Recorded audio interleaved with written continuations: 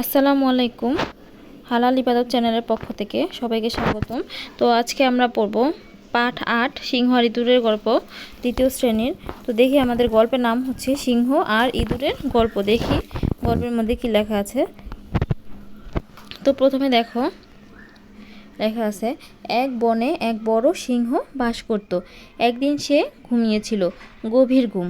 তখন তার পাশে একটি ছোট ইঁদুর খেলা করছিল। খেলা করতে করতে সে সিংহের নাকের ভিতর ঢুকে গেল। সাথে সাথে সিংহের ঘুম ভেঙে গেল।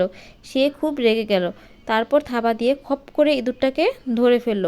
সিংহ বলল, আমি হলাম বনের রাজা, তোর এত বড় সাহস আমার ঘুম ভাঙিয়ে দিস, এখনই তোকে মেরে ফেলবো। এই হলো তোমাদের 18 নম্বর পৃষ্ঠা। আচ্ছা, এরপর দেখি ইঁদুরটি ভয়ে কাঁপতে কাঁপতে বলল, মহারাজ, আমার ভুল হয়েছে, আমি ছোট, আমাকে মারবেন না, একদিন আমি আপনার উপকারও করতে পারি। এই কথা শুনে সিংহটি হাসতে হাসতে বলল, তুই এত পুচকে জীব, তুই আমার কি উপকার করবি? এই বলে সে ইঁদুরটাকে ছেড়ে দিল। এরপর অনেক দিন চলে গেছে। একদিন ইঁদুরটি অনেক জোরে জোরে গর্জন শুনতে পেল। সে ভাবল নিশ্চয়ই সিংহটা কোনো বিপদে পড়েছে। সে ছুটতে ছুটতে সেখানে গেল। গিয়ে দেখলো সিংহটা একটা ফাঁদে আটকা পড়েছে।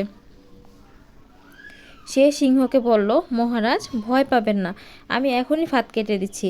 এই বলে সে ফাঁদে দড়িগুলো কুট কুট করে কেটে দিল। তার সাথে সাথে সিংহটি মুক্তি পেল। মুক্তি পেয়ে সিংহটি খুব খুশি হলো। সে ইঁদুরটাকে বলল, ছোটরাও অনেক বড় উপকার করতে পারে। এরপর সিংহ আর ইঁদুর দুজনে খুব বন্ধু হলো। এই হচ্ছে তোমাদের সিংহ আর ইঁদুরের গল্প।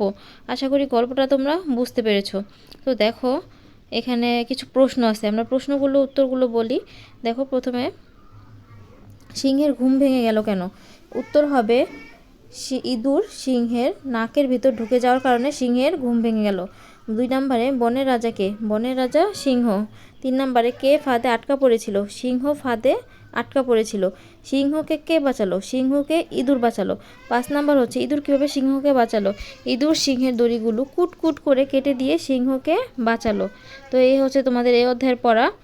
তো তোমাদের আশা করি ভিডিওটা ভালো লেগেছে। যদি কোনো জায়গায় কোনো সমস্যা হয় অবশ্যই আমাকে জানাবে। তো ভিডিওটি দেখার জন্য অসংখ্য ধন্যবাদ।